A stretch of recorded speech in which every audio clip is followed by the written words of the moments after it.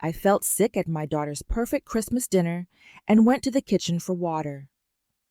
What I found was my son-in-law and a stranger with a syringe, planning how they were going to kill me that very night. Before continuing, write where you are from or what time it is. The perfection of my daughter Clara's house was a kind of violence. It was a flawless, glossy magazine cover of a life, and on this Christmas day, the performance was at its peak. Every surface in Clara and Mark's magnificent home was a curated vignette of holiday cheer.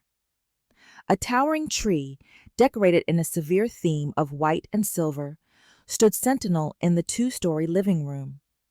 The air was thick with pine, roasted turkey, and the subtle, expensive perfume of Clara's potpourri. As a retired social worker, I've spent a lifetime in spaces that were the opposite of this. I've sat in cluttered, chaotic living rooms filled with the messy, unfiltered reality of human struggle. I am, by training, a student of the authentic. The oppressive, sterile perfection of my daughter's home always set my teeth on edge. Clara, my only child, was the high priestess of this temple of appearances. She floated through the rooms in a cream-colored cashmere dress, her face a mask of bright, brittle cheerfulness. She was an interior designer, and her home was her greatest, most stressful project. "Mom, are you okay? You look a little flushed," she said. Her hand fluttered near my arm but didn't quite touch it. Her concern felt less like love and more like quality control. A flushed mother was a flaw in the perfect picture. "Fine, darling," I said, forcing a smile. "Just a little warm." The truth was, the stress of these perfect holidays always took a toll. I was 68, a widow with a heart condition managed by medication and a quiet life. Clara's frantic pursuit of perfection created a vortex of anxiety. My heart, a fussy, unreliable organ, was already beginning to flutter in my chest, a familiar, unwelcome rhythm. My son-in-law, Mark, was the charismatic co-host. A handsome, smooth-talking financial advisor, he was the very picture of success. He moved through the room with a glass of scotch, his laughter a little too loud. He was a man always selling the image of the perfect, successful family man. The guests, a collection of other picture-perfect couples, murmured their appreciation. "Clara, the house is just breathtaking." "Mark, that wine is superb." I sat in a stiff armchair, a silent observer, feeling a profound and lonely unease. My social worker's mind, the part trained to see the cracks in the facade, was on high alert. Something in this perfect house was profoundly wrong. The first concrete sign was the man sitting across from me. He was not family. His name, Mark had announced, was Vincent, a business associate who'd found himself with nowhere to go. The explanation was thin. Vincent was a gaping wound in the festive fabric. He was dressed in a tailored but somber dark suit, more appropriate for a funeral. He was handsome in a cold, predatory way, with eyes as flat and gray as a winter sky.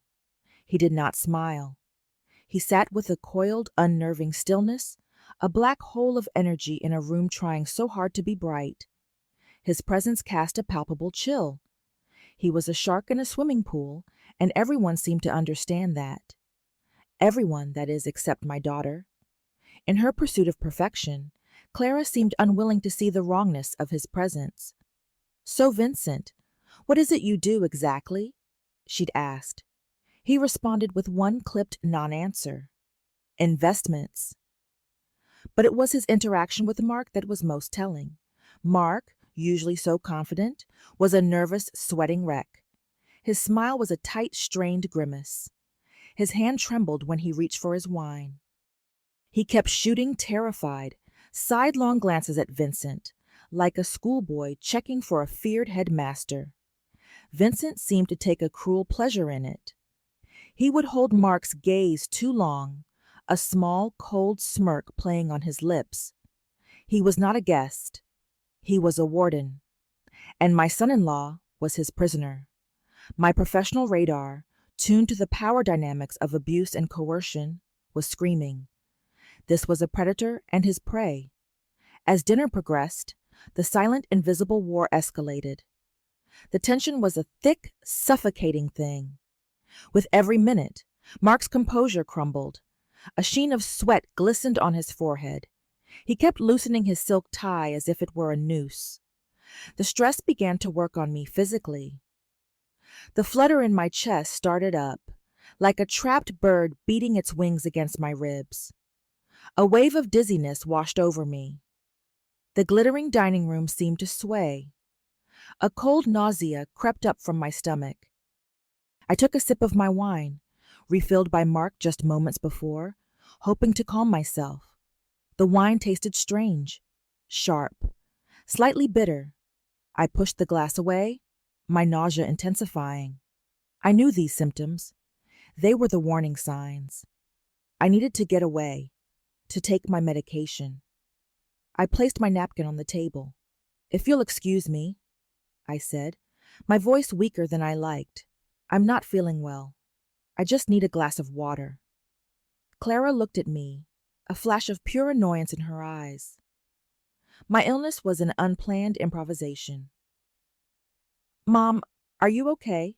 she asked, her concern laced with impatience. "I'll be right back." As I stood, the room tilted violently. I gripped the back of my chair. The sickness was real, a physical manifestation of the poison in this room. I made my way to the kitchen, a large, empty, gourmet space.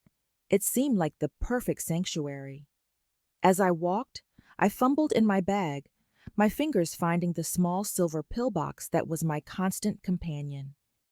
I needed water, and I needed it now. As I reached for the polished handle of the swinging kitchen door, another wave of dizziness hit. I leaned against the doorframe, waiting for the world to stop spinning. Then I heard them. The voices from the kitchen were low, hushed, and vibrating with a raw, vicious anger.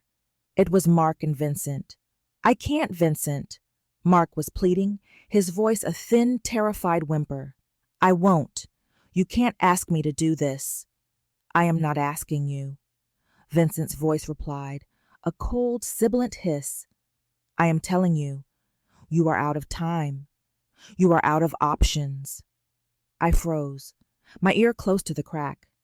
"The money is gone, Mark," Vincent continued, a brutal litany of my son-in-law's failures. "The Malaysian deal collapsed. The crypto fund was a bust. You have lost everything, not just your own money, my money. And my investors are not patient men." I heard a soft thud, as if something was placed on the marble island. "So you are going to fix this," Vincent hissed. "Tonight, or the consequences will be biblical. For you, for your pretty wife, for your children." It was a direct threat against my daughter, my grandchildren. The dizziness washed over me again, stronger this time. I was going to faint. My hand, acting on its own, grabbed for stability. I pushed the swinging door open and lurched into the kitchen. The scene was a tableau from a nightmare. Mark was backed against the marble island, his face a pale mask of abject terror. Vincent was leaning over him, the embodiment of menace. But it was what was on the island between them that made my blood run cold. There, next to a bowl of cranberry sauce, lay two small clinical objects. One was a small glass vial filled with a clear liquid. The other was a disposable syringe, still in its sterile plastic wrapper. They hadn't heard me. I was hidden in the shadow of the doorway. Vincent picked up the vial, holding it to the light. "You're out of time, Mark. You need to create a new investment opportunity for us." He gave a short, ugly laugh. "An inheritance." He held up the vial. "The old woman, your mother-in-law." "Me?" The words were a physical blow, knocking the air from my lungs. I wasn't just a witness. I was the intended victim. "Her heart condition," Vincent said, his voice a cold calculation. "It's perfect, a small, untraceable push, A little potassium chloride. It'll just look like she had another one of her episodes. A tragic holiday accident. He knew about my heart condition. Of course he knew. This was a cold, calculated conspiracy to commit murder. Your pretty wife, he continued, inherits everything. The house, the portfolio, a multi-million-dollar estate. And you, as her loving husband, will have access to all of it. You will pay me back, and you will have more than enough left over to continue living this pathetic lie. Mark stared at the vial, his face a ghastly white. No, he whispered. Please, not her. I can get the money another way. Just give me another week. Your other ways are gone, Vincent snapped. He tore the syringe wrapper open with his teeth. The needle glinted. This is the solution. You can be the smart husband who saves his family, or you can be the sentimental fool who condemns them. Do it, or the debt gets collected from your pretty wife and your beautiful children. Piece by piece. He placed the syringe on the counter next to the vial and crossed his arms. Mark, my son-in-law, a terrified man who had made a deal with the devil, stared at the instruments of my murder. He was trapped. I stumbled back, my hand flying to my mouth. The dizziness was gone, replaced by a surge of ice-cold adrenaline. The world was stark, sharp, and horrifyingly clear. My mind raced. Assess, plan, act. Then a new, more terrifying thought hit me. The sickness, the dizziness, the bitter taste of the wine.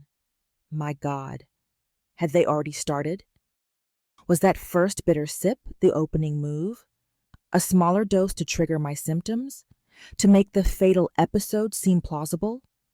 The nausea that had saved me might have been the first stage of my own murder. I took one step back into the hallway, my foot hitting a small decorative table. A vase wobbled.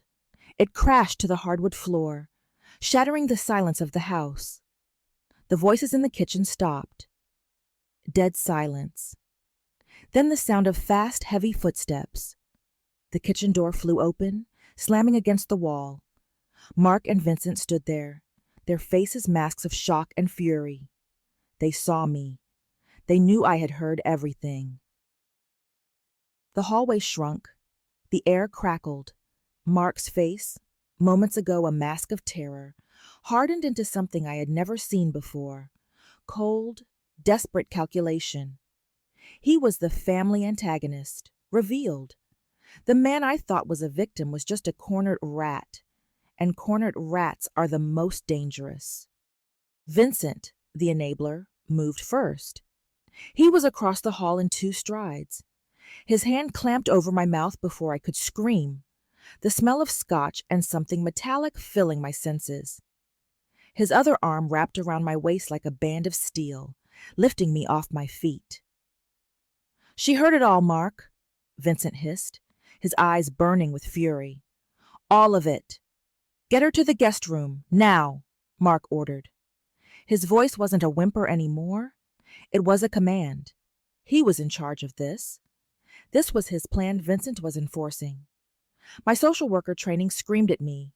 De-escalate, find leverage. But I was a 68-year-old woman with a failing heart, being dragged down the hall of my daughter's perfect house. Mark, stop!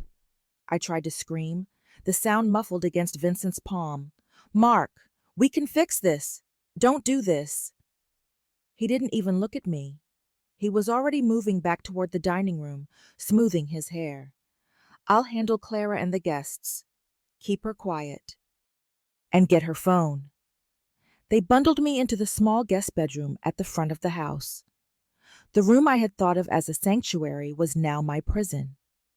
Vincent threw me onto the bed. I landed hard against the pristine, decorative pillows. I scrambled for my evening bag, my fingers desperate for the small pillbox inside.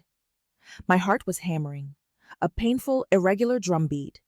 I needed my medication. Vincent was faster. He snatched the bag.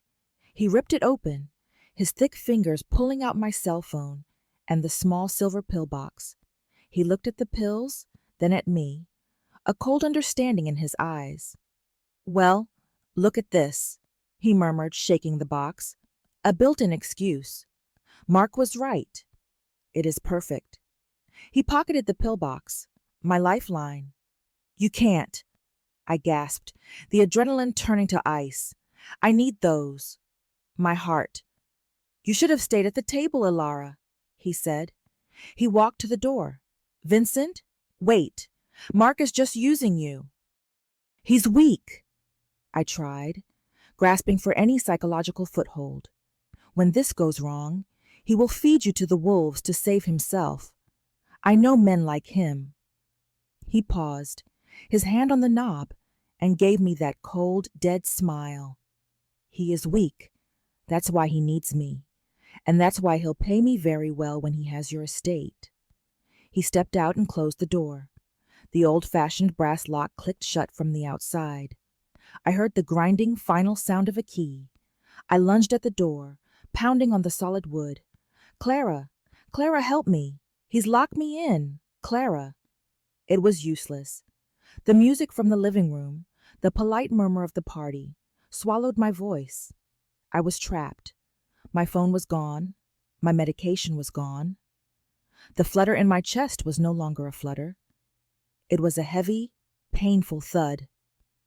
The room was dark, lit only by the faint, cold glow of the neighbors' Christmas lights. I sank onto the floor, my back against the locked door, fighting for breath. My mind raced. Assess. I was a hostage. My son-in-law was the perpetrator, Vincent his muscle. My daughter was the unwitting, willfully blind shield they were using to protect themselves. The sickness from the wine was real, a primer. They were already poisoning me. My heart condition was their weapon and my ticking clock. I had to get out. I scanned the room, my eyes adjusting to the dark. It was a ground-floor room. There was a window. I crawled to it, my hands shaking. It was an old double-hung sash window. I fumbled with the lock. It was painted shut, stuck. I pulled, I pushed, I threw my shoulder against the frame. Panic was rising, choking me. My breath came in ragged, painful sobs. "Calm down, Ilara. Panic is a luxury you can't afford. It will kill you faster than they can." I leaned my forehead against the cold glass. "Think like a social worker. What are the assets?" The room was sterile. Perfect, like the rest of the house. Bed, nightstand, lamp, one heavy armchair. The lamp. It was heavy, with a solid brass base. I grabbed it, ripping the cord from the wall. I didn't care about the noise. My life was on the line. I raised it over my head. Just as I was about to swing, I heard voices outside the door. My blood froze. It was Clara. "Mark, this is ridiculous. What's wrong with her? Let me talk to her." "Darling, she's not well." Mark's voice, smooth as oil. "She had too much wine and she's confused. She's sleeping. Let's not wake her." "She was pounding on the door, Mark. I heard her." "A nightmare, sweetheart. That's all. Now come on. Mrs. Henderson is asking about your trip to Italy." I heard her hesitate, one moment of doubt. This was it, my one chance. "Clara," I screamed, pounding the door with my fist. "Clara, he's lying. He has me locked in. He's trying to kill me. Call the police." There was a terrible, stretched silence. I could picture the scene. Mark, holding her arm, his face a mask of loving concern. Clara looking at the door, her loyalty fracturing. "Mark," she said, her voice small, "open the door." "I can't, my love. I don't have the key. The lock is old. It must have jammed." A perfect, plausible lie. "Clara, please," I begged. "He's going to murder me for my money. He and Vincent. I heard them. Check the kitchen, the vial, the syringe." Another silence. Then Mark's voice, lower now, harder. "Clara, stop it. You're making a scene. She's having an episode. Are you going to believe me, your husband? Or are you going to believe a sick, confused old woman who is ruining Christmas? I held my breath. The footsteps receded. She was leaving. She was choosing him. The betrayal was so profound, so absolute. It felt like a second heart attack. I slid down the door, the lamp crashing from my hand. I was alone. They were all in on it now, whether Clara knew it or not. I was going to die in this perfect sterile room. Then my fingers, tracing the deep pile carpet, brushed against something hard and flat, under the hem of the armchair. It wasn't part of the chair. It was thin, like a credit card. I pulled it out, my eyes strained in the dim light. It wasn't a credit card, it was a key. A slim, modern plastic key card. It must have fallen from Vincent's pocket when he threw me on the bed. It wasn't the key to this room. It looked like a hotel key. But on the front, in small, elegant letters, was a logo. It wasn't a hotel. It was a name I didn't recognize. Summit View Respite Care. I turned it over. Scrawled on the back in black marker was a room number, 214. My blood ran colder than the window pane. This wasn't a spontaneous plan. They weren't just going to murder me. They had a backup, a place to put me, a respite care home. The murder plot was just plan A. Plan B was to lock me away, legally and permanently. My hand closed around the cold plastic. This wasn't just an escape. This was a war. And they had just given me the location of their next battlefield. The key card was a jolt of pure, cold focus. They weren't just clumsy murderers. They were meticulous planners. Mark had a contingency. If the poison plot failed, he would have me declared incompetent and locked away. The 911 call would have been his proof. She's delusional, officer. Here's the room we already have waiting for her. My breath hitched. My episode at the door. My desperate screaming. I had just handed my son-in-law the perfect weapon to destroy my credibility. I had to escape. Not just to save my life, but to save my name. I looked back at the window. The lamp was still the only way. This time, I didn't hesitate. I wrapped the heavy brass base in a decorative pillow to muffle the sound. I swung. The glass didn't shatter. It cracked with a sickening spider-webbing groan. I hit it again, harder. The pillow fell away, and the brass hit the glass. It exploded outward into the manicured shrubbery. Cold night air hit my face. I didn't wait to see if anyone heard. I grabbed the armchair, dragged it under the window, and climbed. My chest ached.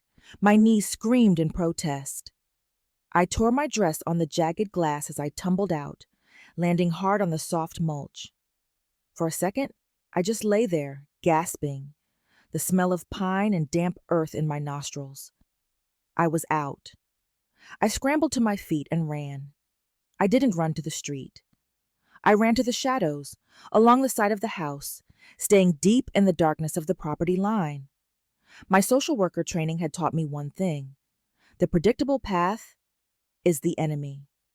They would expect me to run to the front, to a neighbor. I needed a phone. I needed help, but I needed to be smart. Lights snapped on inside the house. I heard a muffled shout. "She's out! The window!" It was Vincent's voice. I didn't look back.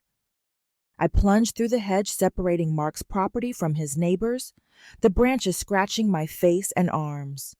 I stumbled across the next lawn, a dark, quiet house. I kept going, putting distance between us. 2 lawns over, I saw a light, a soft blue glow from a back patio. An older couple sat inside, visible through their glass sliding door, watching television. I staggered toward them, a wild-looking old woman in a torn dress, my hair a mess. I pounded on the glass.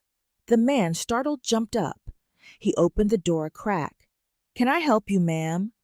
"Please," I gasped, clutching my chest. The pain was real now, a crushing weight. Please, I need help. My son-in-law, he's trying to kill me. I need to call 911. The man and his wife exchanged a look, the look I dreaded, the crazy old woman look. My name is Alara, I said, forcing calm into my voice, falling back on my professional training. I'm a retired social worker. I live at 12 Summerfield Lane. My son-in-law, Mark, is at a party 2 doors down. He is in debt to a man named Vincent. I overheard them planning my murder tonight. They have potassium chloride. They've already given me a small dose. The clinical, specific details cut through their skepticism. The woman grabbed a phone. She's here. A shout from the darkness. I turned. Vincent was vaulting the hedge 2 houses down. He was fast. Lock the door, I screamed at the couple. The man slammed the glass door shut and fumbled with the lock. Vincent hit the glass a second later, his face a mask of rage. The glass shuddered but held. 911? What is your emergency? The woman said into her phone. Tell them 12 Summerfield Lane, I said, backing away from the door, my heart feeling like it would burst. Tell them conspiracy to commit murder.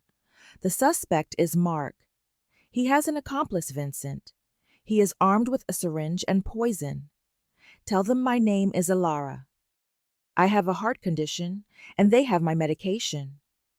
Vincent roared in frustration and slammed his fist on the glass one last time. He saw he couldn't get in. He turned and sprinted back toward Mark's house. He wasn't running away. He was going back to destroy the evidence. They're getting rid of it, I said, my mind racing. The vial, the syringe. By the time the police get there, it will all be gone. The woman relayed the information. They're on their way, dear. Sit down. You're white as a sheet. I couldn't sit. I paced the small kitchen, my mind playing out the next 10 moves. The police would arrive. Mark would be smooth, charming. Clara would be hysterical, protective. Vincent would be the concerned guest. They would find nothing. And I would be the confused mother-in-law who crashed Christmas. I had to change the narrative. Sirens wailed in the distance, growing closer. Red and blue lights flashed through the front windows, painting the walls. They're here, the man said, peering through the blinds. They're at Mark's house. I have to go, I said. No, you stay here. You're safe, the woman cried. I'm not safe until they believe me, I said. I grabbed the homeowner's arm. Sir, I need you to do one more thing for me. Walk out with me. Be my witness. They won't listen to me alone. He looked at his wife, then back at me. He saw the terror, but he also saw the resolve. He nodded.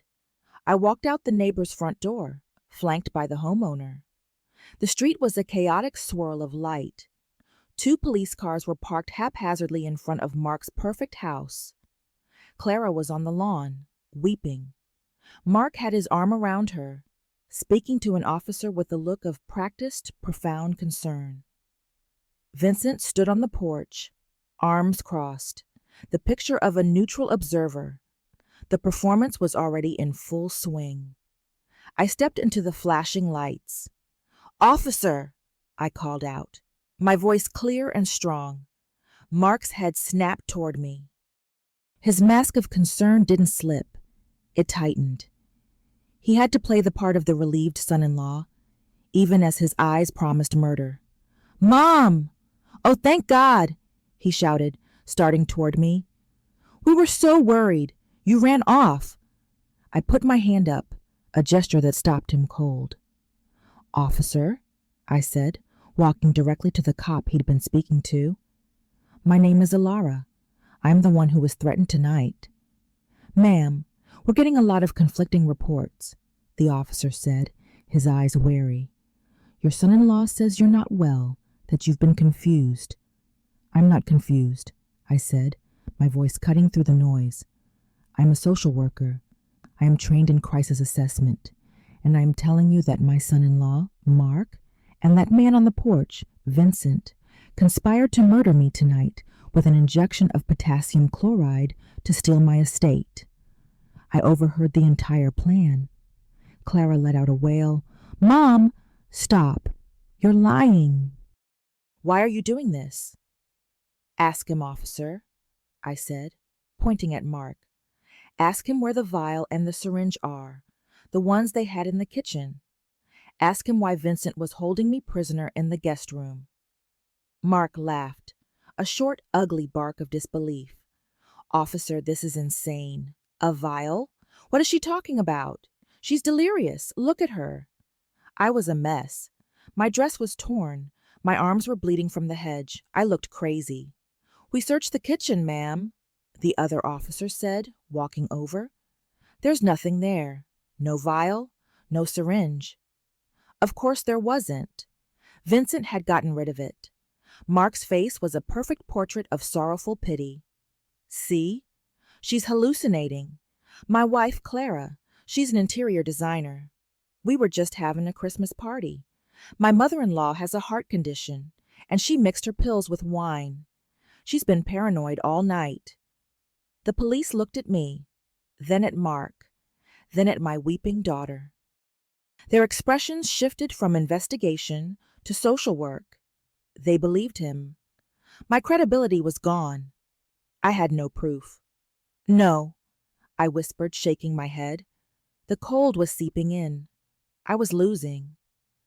Mark leaned in then, under the guise of a comforting hug, his voice a venomous whisper only I could hear.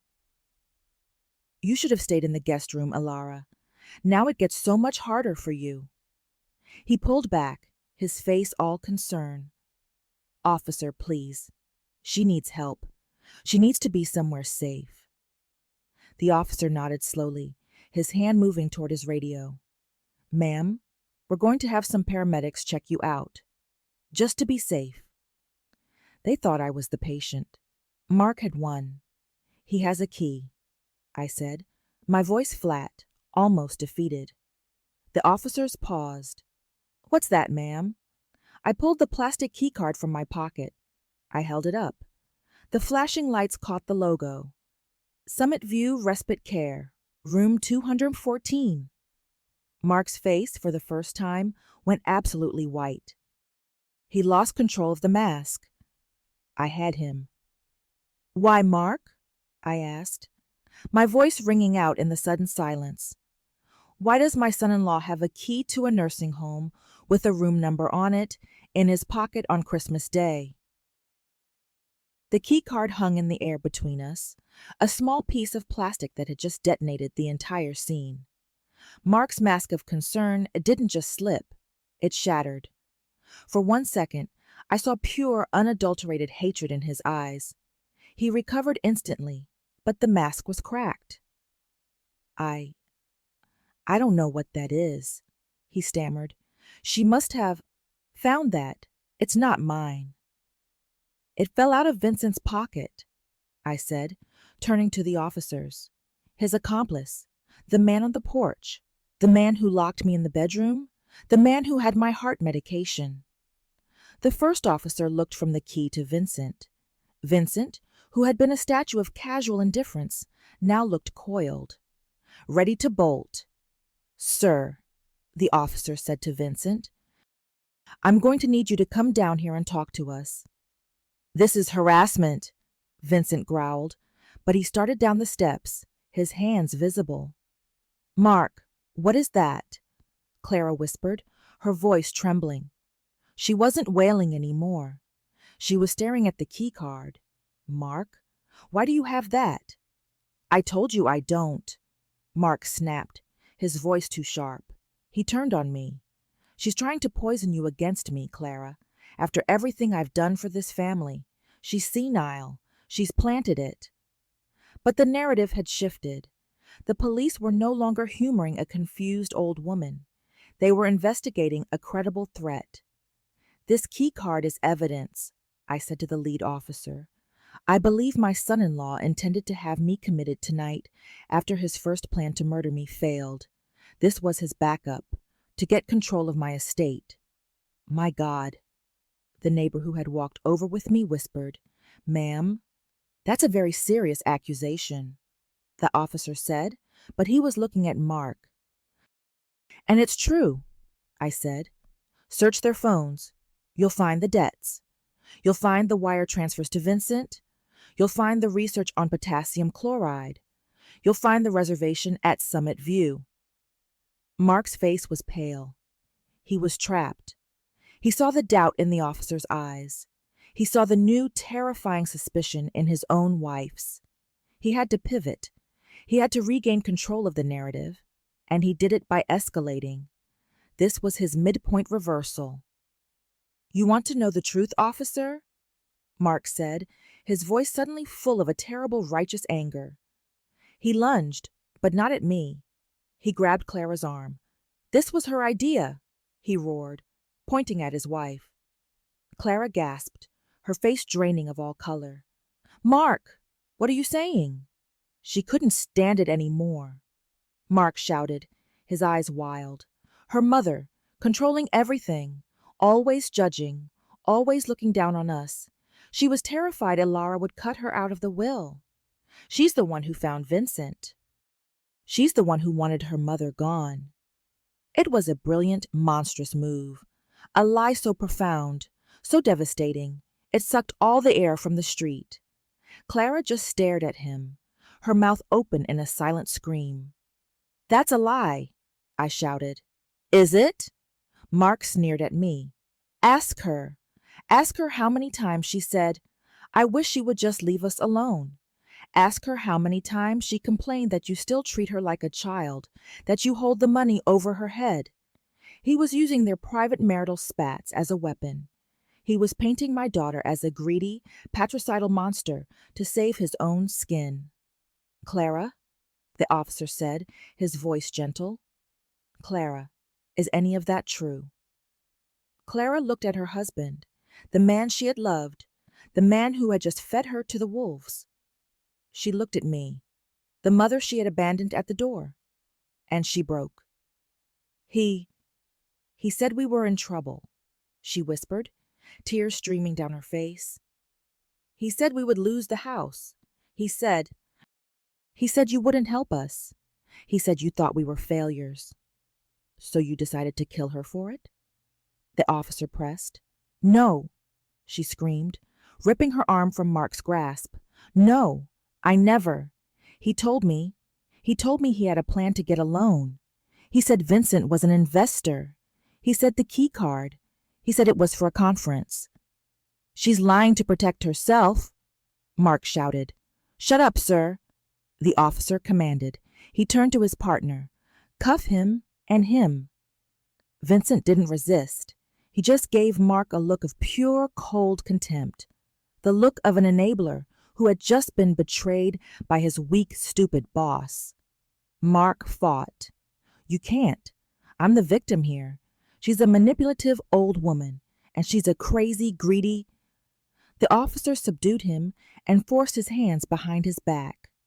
The click of the handcuffs was the loudest sound I had ever heard.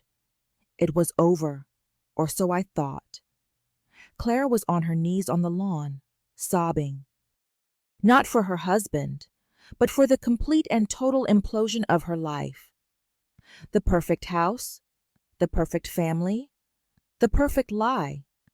All of it was gone, reduced to a crime scene on a cold Christmas night. The guests were being let out, one by one, giving statements, their faces pale with shock, their eyes avoiding ours. The performance was over. I stood there, shaking, not from cold, but from the sheer, crashing weight of the adrenaline. I had won. I had saved myself. I had exposed him. An EMT was trying to wrap a blanket around my shoulders. "Ma'am, you need to sit down. Your heart." "I will," I said. "But first, I need my medication." I walked past my weeping daughter, past my son-in-law being forced into a police car. I walked up to Vincent, who was standing impassively by the other car. "My pills," I said. He looked at me, his gray eyes flat. He reached into his pocket and slowly, almost mockingly, pulled out the small silver pillbox. He held it for a moment, then dropped it into my waiting hand. "You're tough, old lady," he murmured. "Mark always did underestimate women." "He underestimated me," I said. I turned and walked away. The nightmare was over. Mark was in cuffs. Vincent was in cuffs. Clara was shattered, but she was alive. I was alive. I sat in the back of the ambulance, the EMT checking my blood pressure. It was high, but I was steady. The world was stark and clear. Then a new siren, a different kind of vehicle. A black sedan pulled up, and a man in an expensive suit got out. He didn't talk to the uniformed officers. He walked straight to the detective who was bagging the key card as evidence. He flashed a badge. "Detective," he said, his voice quiet but carrying absolute authority. "I'm Agent Thorne, FBI. We're taking over this investigation." He wasn't talking about Mark. He wasn't talking about me. He pointed at Vincent. "That man is not Vincent. He's a protected federal witness in a RICO case. And you just blew his cover." The world tilted again, this time more violently than any dizzy spell. The man in the suit, Agent Thorne, wasn't looking at me. His focus was entirely on Vincent, who was now a protected federal witness.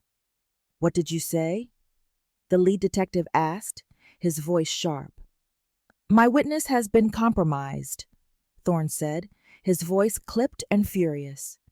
He walked over to Vincent, who was now smirking, that cold, dead smile back in place. Thorne uncuffed him personally. "This is insane," I said, stepping out of the ambulance, the blanket dropping to the pavement. "That man is an accomplice. He threatened my grandchildren. He locked me in a room. He was part of a conspiracy to murder me." Agent Thorne finally turned to look at me. His eyes were as cold as Vincent's, but backed by the full power of the federal government. "Ma'am, what you overheard was a domestic dispute that got out of hand. Your son-in-law is a degenerate gambler who owed my witness a substantial amount of money. My witness was encouraging him to pay it back." "He was encouraging him to kill me," I shouted. "With potassium chloride. He had a vial, a syringe. A story your son-in-law, Mark, appears to have concocted to get my witness to back off," Thorne said smoothly. "A desperate, fantastical lie by a desperate man. There was no poison. My witness's job was to extract funds, not commit murder. This was a lie. A clean, official, bureaucratic lie. Vincent was being protected. He held me hostage. He was preventing you from alarming the subjects of an active federal investigation, ma'am. Unorthodox, but necessary. Now my witness is compromised, and my case against the people he works for is in jeopardy. So thank you for your cooperation." His words were acid. He was blaming me. Vincent, now standing next to Thorne, looked at me. He tapped his pocket, the one my pillbox had been in. "Like I said, old lady, you should have stayed put." He was untouchable. They were letting him go. They put him in the back of the black sedan. It pulled away without sirens, disappearing into the night. I was left standing in the wreckage of my daughter's lawn, surrounded by flashing lights that now felt like a mockery. Mark was still in the back of the police car. He had seen it all. He was watching me, a new, slow, calculating smile spreading across his face. He had lost the battle, but he had just seen the path to winning the war. So, "Wait," the local detective said, clearly furious and confused. "The accomplice gets a pass?" "There was no accomplice," I said, the words tasting like ash. "You heard the agent. It was just a domestic dispute." The legal case, the clean, simple charge of conspiracy to commit murder, had just evaporated. Vincent, my primary witness, the man who could corroborate my story, was gone. It was now just my word against Mark's. Clara, I said, walking over to my daughter, who was still huddled on the grass, a paramedic trying to talk to her. Clara, you have to tell them. You have to tell them what he admitted, that you were in trouble, that he had a plan. Clara looked up at me, her face a ruin of mascara and terror. I don't know what's real. He said I was in on it. He tried to blame me. She was in shock, retreating into herself. He did that to save himself, Clara. You have to be strong. I want to go home, she whispered. I want to go home. But her home was a crime scene. Her husband was in a police car. Her life was over. They're taking Mark in for assault and unlawful imprisonment, the detective told me, his voice heavy with frustration. Based on your testimony of being locked in the room. But the murder plot, ma'am, without the second party, without the poison, it's just his word against yours. What about the key card? I demanded, pointing to the evidence bag. Summit View, respite care. He's already claiming it was for you, the detective said, sighing, that he and your daughter were worried about your episodes and were looking at places just in case. It's thin, but without Vincent, it's not illegal to have a key card. Mark had an answer for everything. He had built his lies on a foundation of my actual diagnosed heart condition. He was using my own fragility as his shield. The police left. The ambulance left. The neighbors went back inside, their Christmas ruined, but their lives intact. It was just me and Clara, standing on the lawn of the perfect empty house, lit by the accusing glare of the white and silver Christmas tree still shining through the window. They took Mark, Clara whispered, as if just realizing it. Yes, dear, they did. It's all gone. The money, the house, everything. He lost everything. He had you, Clara. He had the children. That should have been enough. She turned to me then, her eyes not just sad but hard. Why didn't you help us? She spat. I recoiled. What? He said he came to you for a loan last month. He said you turned him down. You said he was being irresponsible. You did this. You pushed him to this. You judged him, just like he said. You could have helped him, but you just wanted to be right. It was the accusation from the lawn, Mark's parting shot, now taking root in the fertile ground of Clara's grief and shame.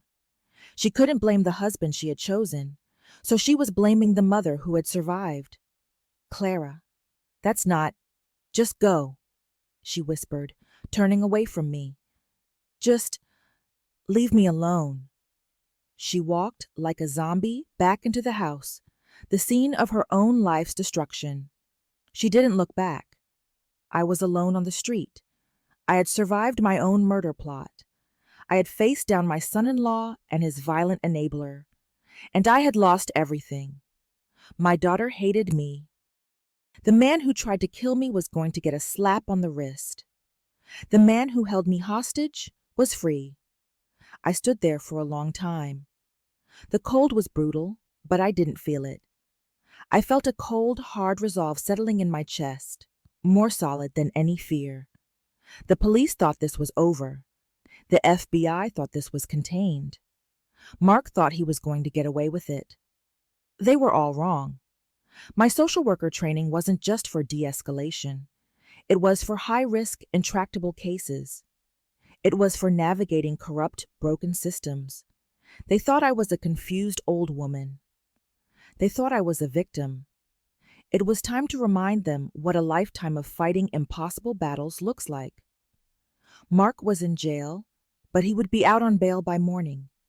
He would come after my estate again, this time through the courts, using the incompetence narrative he had already built.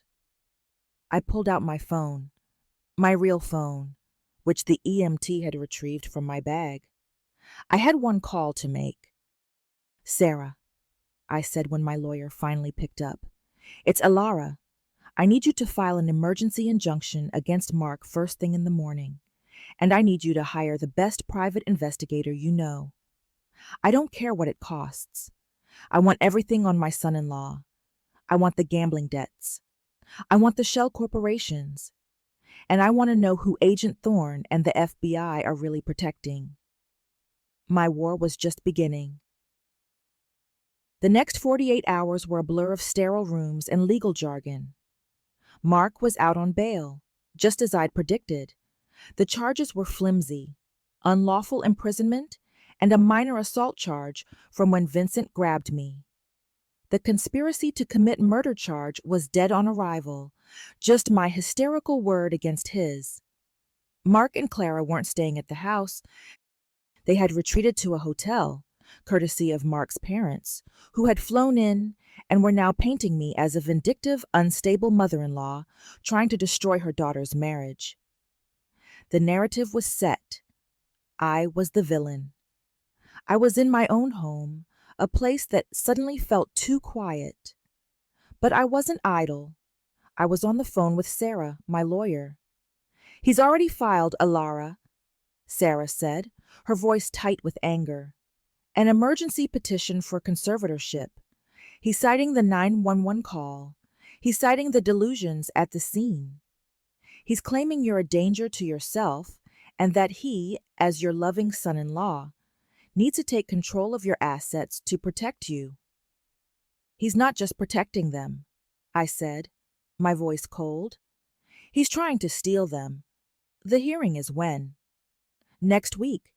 The judge granted a temporary order based on the police report and a declaration from Clara. She signed it, Alara. She stated that you've been erratic and paranoid for months. The words hit me harder than Vincent's hand. My own daughter. She had signed the papers. She had fully crossed over. She was now, wittingly or not, an active participant in his plan. "She's a hostage, Sarah. He's convinced her I'm the enemy. She's an adult, Alara, and her signature just gave Mark's petition terrifying weight. We have to prove he's the real threat." Which brings us to your investigator. What did he find? He found the hole Mark's been pouring money into. It's not just bad investments. It's a high-stakes, unregulated online poker ring. He's in for at least 6 figures. But the kicker? The platform he uses is notoriously run by an Eastern European syndicate, the same one the FBI has been trying to crack for years. My blood ran cold. Agent Thorne. Vincent. "Exactly," Sarah said.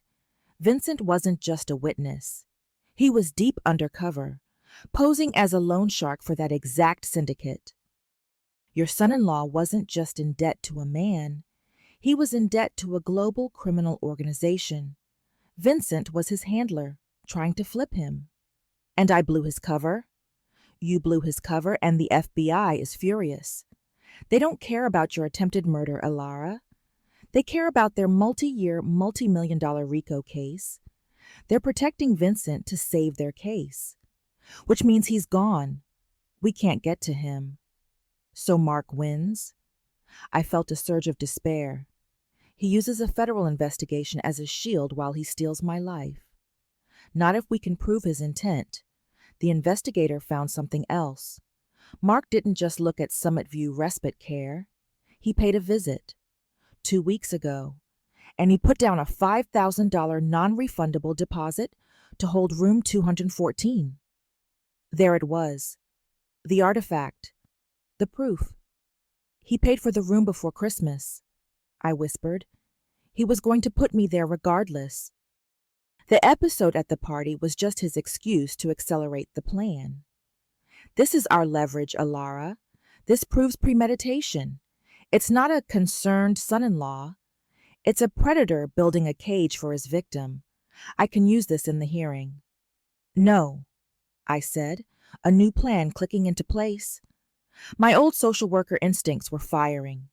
You don't win by attacking the fortress. You find the back door. The hearing is his battlefield. He's expecting that. He'll just lie. He'll say he was scared for me. We need to fight this outside the courtroom. What are you talking about? I'm talking about my daughter. She signed that paper. She's the key. Mark has convinced her I'm the monster. I have to show her who the real monster is. Where is she, Sarah? She's at the hotel with Mark and his parents. The Grandview. Get me that deposit slip. A copy of it. Now. I wasn't going to wait for a judge. I was going to confront my daughter. I drove to the hotel. I felt a strange, cold calm. The fear was gone. This was no longer a crisis. It was an intervention. I didn't go to their room. I waited in the lobby, a small gray-haired woman in a sensible coat. I saw Mark's parents leave for dinner. I saw Mark go down to the bar, his phone pressed to his ear, no doubt talking to his lawyer. Then Clara came down alone. She looked like a ghost. Her perfect cashmere shell was replaced by a shapeless gray tracksuit. Her hair was pulled back. The high priestess was dethroned. She was walking toward the gift shop, her eyes empty. "Clara," I said. She froze. She turned and her face hardened. "You can't be here. You're not allowed." Mark said. "I don't care what Mark said," I said, walking toward her. I held out the folded piece of paper, the copy of the deposit receipt for Summit View. "What is that?" she snapped. "It's a $5,000 deposit slip for room 214 at Summit View Respite Care. Mark paid it 2 weeks ago." She stared at the paper, uncomprehending. "What? No. That's for the conference." "He told me." "He lied, Clara. He was going to lock me up whether I had an episode or not. This was his plan all along. Get me out of the way, get my money." "No," she whispered, shaking her head, but she took the paper. Her eyes scanned the date. I saw the moment her brain processed it.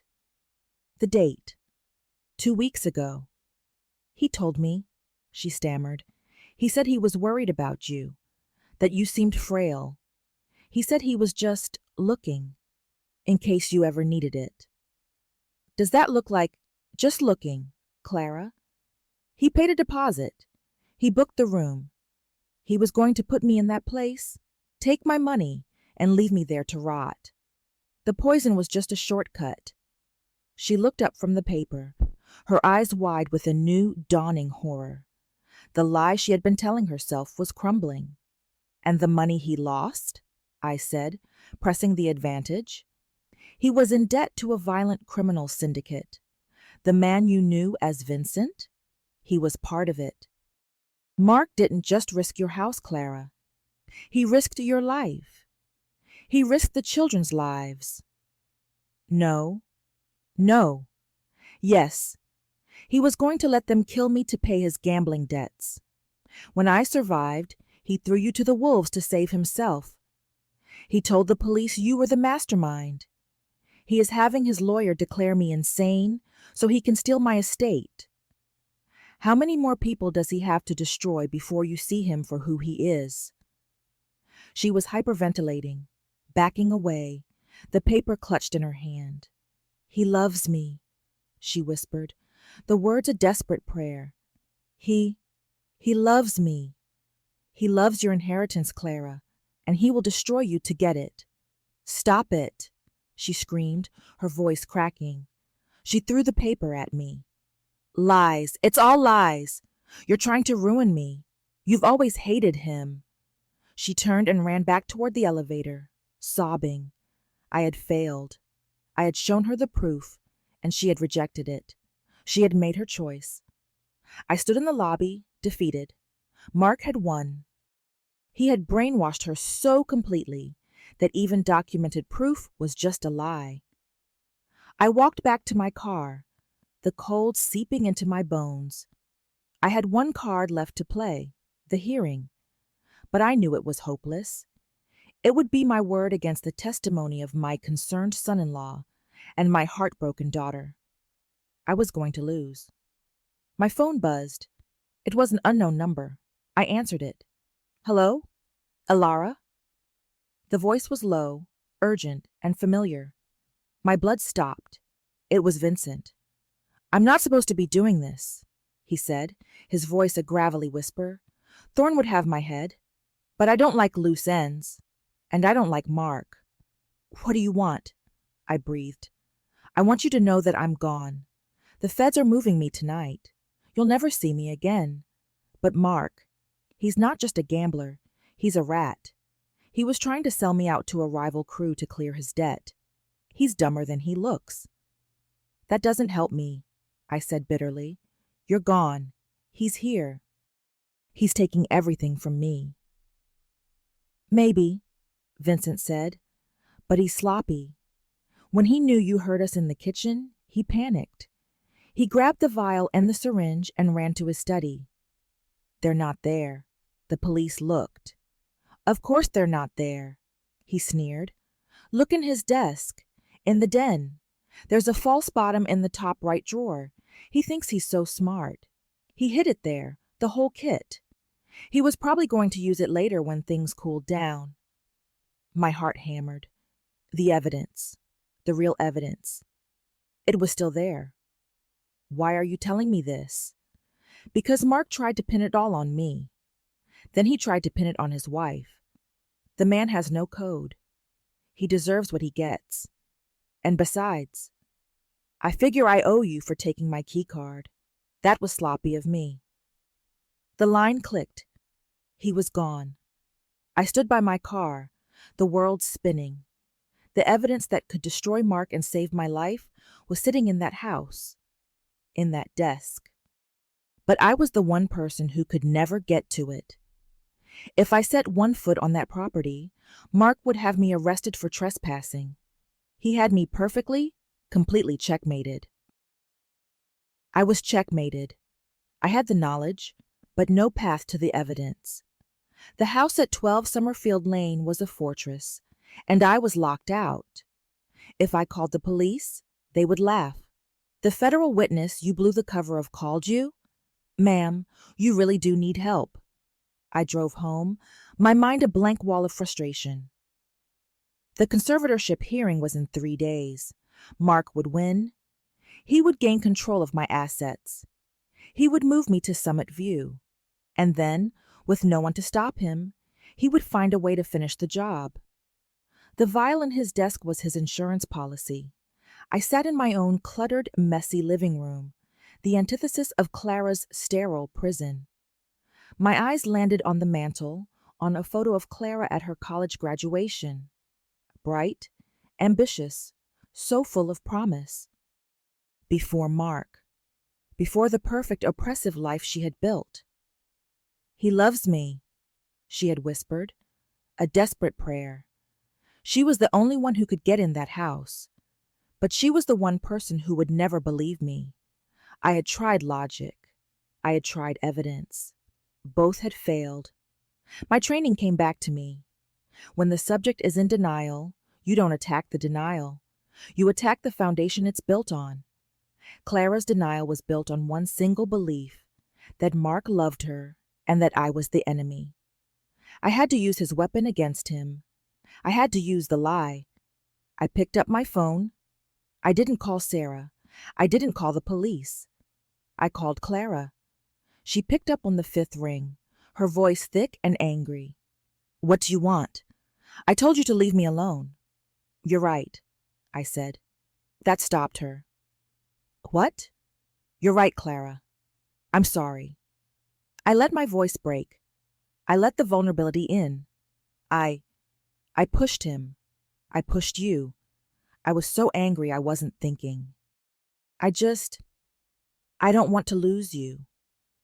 This was the riskiest move of my life, a full-on vulnerability ping. There was a long silence on the other end. I could hear her breathing. "Mom?" Her voice was small, uncertain. "I'm at my house. I want to fix this. I'm going to drop the fight. I'll agree to the conservatorship." You will?" She sounded stunned, hopeful. "Yes. Mark was right. I'm tired. I'm not well. I just want my family back. I just want you back. but I can't sign the papers he sent. They're too cold. Can you just come here? Please? We can talk. Just us. No lawyers. I'll sign whatever you bring. I was banking on the one thing Mark hadn't crushed, her desperate need for her mother's approval, for this nightmare to be over. Another silence. Mark doesn't want me to see you. I know, but I'm asking you, Clara, as your mother. Please. I'm scared, and I'm alone. Just come home. For an hour. I hung up. Now I waited. Had I played it right? Had I overshot? Was she already on the phone with Mark, telling him I was cracking? 20 minutes later, a car pulled into my driveway. Not the hotel shuttle. Clara's white SUV. She got out, alone. She was clutching a file folder, the conservatorship papers. She walked in. My cluttered, warm house was a shock to her system after the sterile hotel. She stood stiffly in the entryway. Mark thinks I'm getting takeout, she said. She wasn't here to reconcile. She was here on a mission, to get the signature. Thank you for coming, sweetheart, I said. I didn't move to hug her. I just gestured to the kitchen table. She sat down and pushed the papers toward me. You just sign here and here. It gives Mark temporary control, just until you're feeling better. I will, I said.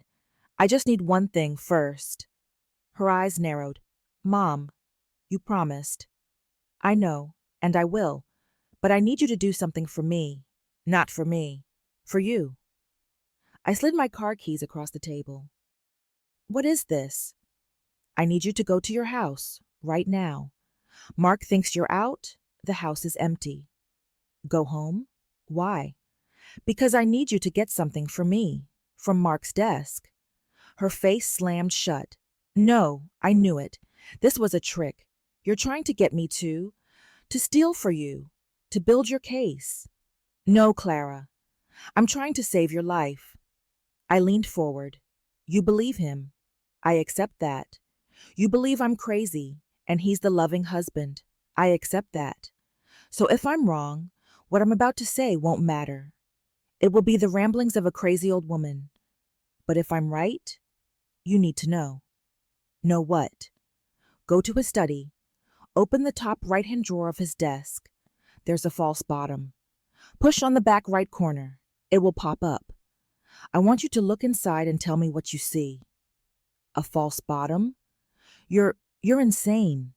You've been watching spy movies. Am I? Why would I know that, Clara? How could I possibly know about a secret compartment in your husband's desk unless someone who built it told me? She stared at me. The logic was undeniable. Who? Vincent. He called me. He told me Mark hid the evidence there after I escaped. Vincent called you? Mark's enemy? She was confused. He's no one's friend, Clara. He's a criminal who doesn't like being crossed. And Mark crossed him. Go look. If I'm wrong, I'll sign every paper. I'll go to Summit View tomorrow. You'll have my money. You'll have your perfect life back. You'll win. I pushed the keys closer, but if I'm right, you'll finally see the man you married. It was the ultimate gamble. I was trusting the daughter who had betrayed me, trusting that her curiosity, her one remaining shred of doubt, would be stronger than her fear. She looked at the keys. She looked at the papers. She looked at me. Her hand trembled as it closed around the keys. If you're lying to me, Mom, if this is another trick, I will never speak to you again. I will sign my name next to his on that petition, and I will let him put you away. I know, I said. She stood up and walked out the door. I sat at my kitchen table, my hands clasped so tightly my knuckles were white. My entire life, my freedom, my name, was now in the hands of my broken, terrified daughter. I had just sent her back into the lion's den, and I had no idea if she would ever come out. My phone buzzed. A text from Sarah. Alara, Mark just filed an emergency motion. He's saying you're unstable and trying to influence Clara. A process server is on his way to your house right now with a restraining order. You have to leave." My heart stopped. I ran to the window. A white sedan I didn't recognize was pulling up to the curb. I was out of time. Mark had anticipated my move. He was cutting me off. I ran to the back door, just as the doorbell rang, loud and insistent. I was a fugitive in my own home. Clara was driving toward a trap. Mark would be on his way there, too. He knew where she was. She wasn't just walking into a house. She was walking into a final confrontation with her husband, and he had a vial of potassium chloride hidden in his desk. I was out the back door before the process server could ring the bell a second time. I didn't grab my purse. I just ran. I cut through my own backyard, my heart hammering that sick, irregular beat. Mark wasn't just serving a paper. He was controlling the board. He knew Clara was with me. By sending a server, he was boxing me in and forcing her back to him, and he would be on his way to the house to meet her, to control her, to comfort her after her unstable mother's latest stunt. He was going to get to her before she could find the evidence. I burst through my neighbor's hedge. I was getting entirely too used to this, and sprinted down the street. I didn't have my car. I was running. It was almost a mile to Clara's house. I was a 68-year-old woman with a heart condition, running on pure adrenaline. She's in danger. She's in danger. She's in danger. I called her. It went straight to voicemail. She was either already there or she was ignoring me. I called 911. 911, what is your emergency? My name is Alara. I think my daughter is in danger. At 12 Summerfield Lane. Her husband, Mark. He's violent. He tried to kill me. Please, you have to send someone. Ma'am, are you Alara? From the incident on Christmas? The operator's voice was suddenly weary. I had a file. I was the confused one. Yes, but I'm not. He has evidence. He has the poison hidden in his desk. He's on his way there to meet her. He'll hurt her. Ma'am, we have a restraining order against you being filed by Mr. Mark. We can't send officers based on. Then send them for me, I shouted, desperate. Send them to arrest me. I'm violating the order. I'm on my way to 12 Summerfield Lane right now. Just send a car. A long, frustrated sigh. A car is being dispatched, ma'am. It was enough. I cut across a park, my lungs burning. The perfect suburban street came into view. I saw Clara's white SUV in the driveway. And behind it, Mark's black sedan. He was already here. I staggered across the lawn, the same lawn where my credibility had been murdered. The front door was unlocked. I pushed it open. The house was silent, but the sterile perfection was gone. A vase was shattered in the entryway. Clara! Clara? I called out, my voice a ragged gasp. I heard a sound from the study, a thud, a muffled cry. I ran. I burst into the room. The scene was a mirror of the kitchen nightmare. Clara was on the floor, her face pale. The top right drawer of Mark's desk was open. A small square panel lay on the floor beside it, the false bottom, and Mark was standing over her. In his hand was a small glass vial of clear liquid. I found it, Clara whispered, her eyes wide with terror, fixed on the vial. It was just like she said. You were going to kill her. The mask was gone. There was no charm, no concern, just a cold, dead emptiness. This was the real Mark. She should have stayed out of it, he said, his voice flat. You should have stayed out of it, Clara. I gave you the perfect life. I gave you everything. All you had to do was believe me. You tried to blame me, she choked out. You were weak. You were always weak. Just like your mother. He took a step toward her, and he saw me. Alara, he sneered. Come to join the party? The restraining order wasn't clear enough for you. Get away from my daughter, I said. Or what? You'll call the police? They're on their way to arrest you." He laughed. He held up the vial. "It doesn't matter. You're both here now. It's so much cleaner this way. A tragedy. The unstable mother, the heartbroken daughter, a terrible accident. They'll find you both. My loving wife, so distraught over her mother's insanity, she just couldn't take it any more. And the confused old woman who pushed her to it. He was going to kill us both." I looked at Clara. She was frozen in terror. My social worker brain took over. Assess, plan, act. "You're right, Mark," I said. He paused. "What?" "You're right. I pushed you. I judged you. I could have given you the money. This is my fault." I was using the same tactic I'd used on Clara, but this time it was to buy time. "It's a little late for apologies, Alara." "I know. But Clara, she doesn't deserve this. She loves you, Mark. She chose you. Look at her. She's defended you. She signed the papers. She was willing to give up her mother for you." Mark looked at Claire on the floor. His expression flickered. He saw his loyal, broken wife. In that second of hesitation, I moved. I wasn't a frail old woman. I was a desperate mother. I grabbed the heavy, expensive crystal award for top advisor off his desk, and I threw it. I wasn't aiming for him. I was aiming for the window behind him.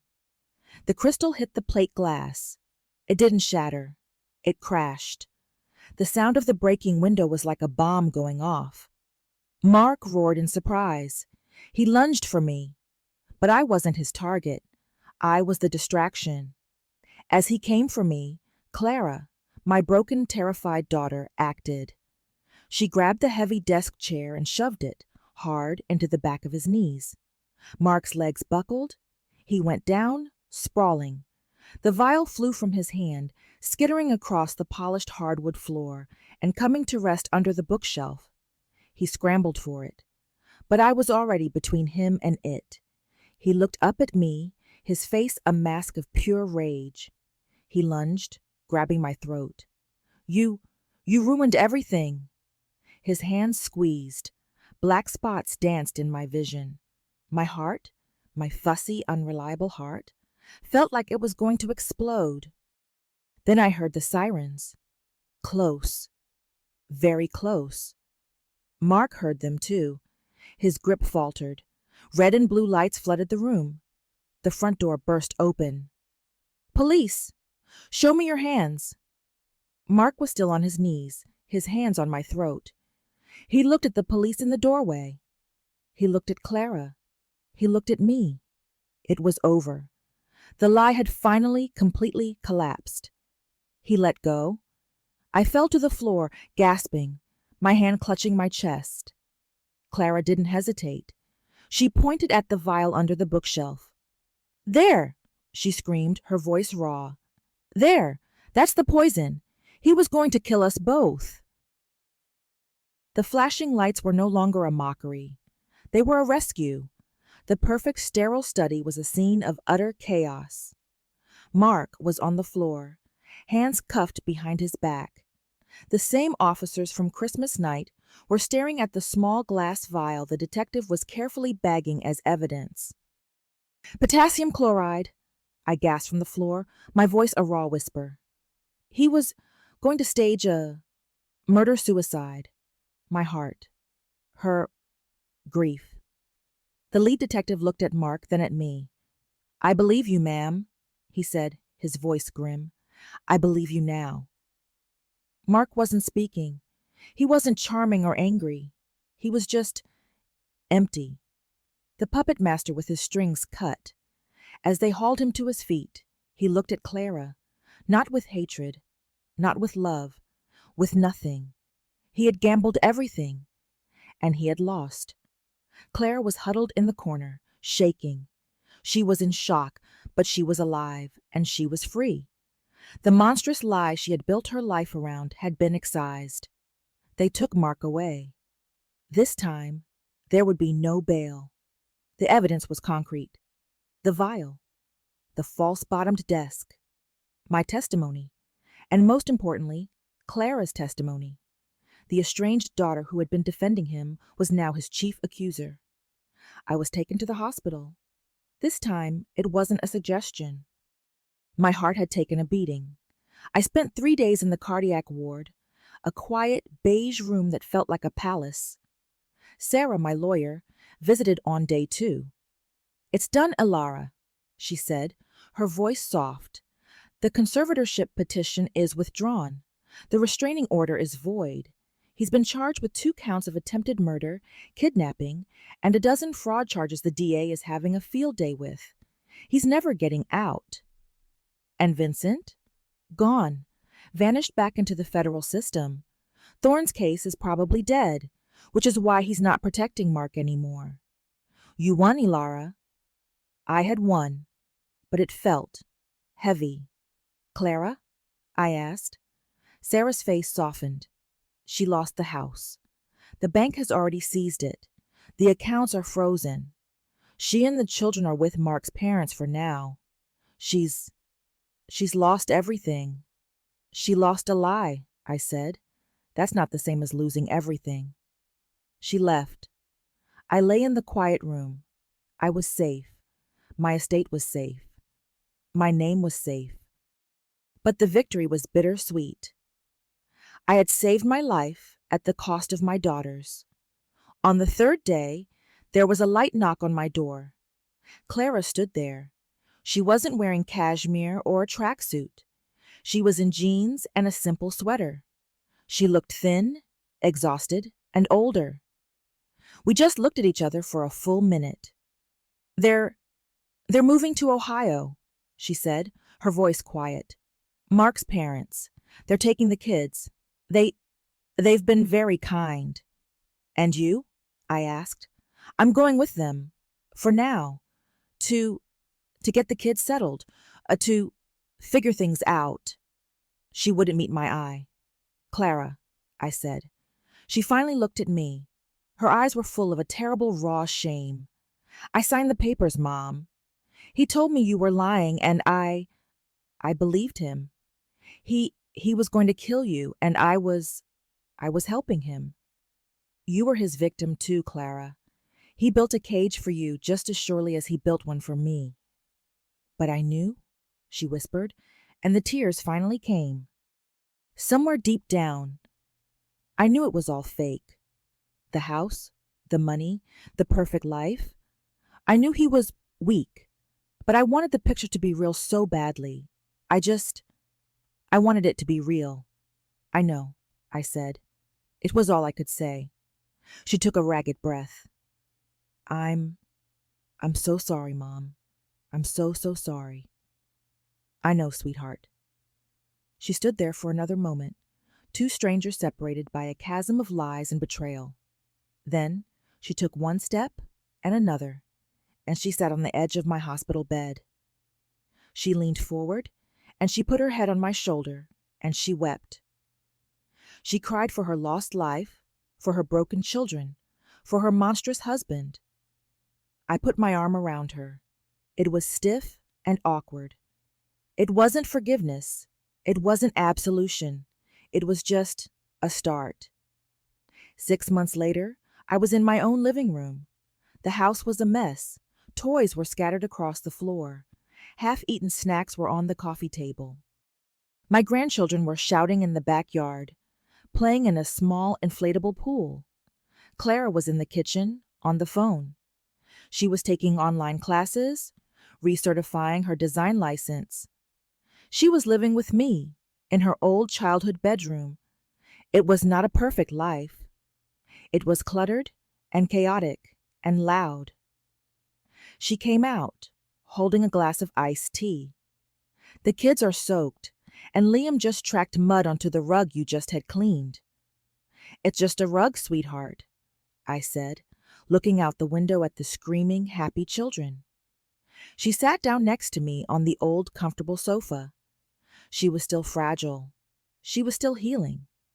So was I. Our relationship was a patched-together thing, full of careful silences and unspoken truths. But it was real. The sterile, oppressive perfection of her old life was gone, burned away in a fire of lies and poison. What was left was the messy, unfiltered, and deeply authentic reality of human struggle. The house was a mess, and for the first time in years, I could finally breathe. If this story resonated with you, leave a like and consider subscribing. You can also drop any comment below, even just one word. Maybe tell me where you're watching from, or what time it is right now. Sometimes one word is enough to say you were here.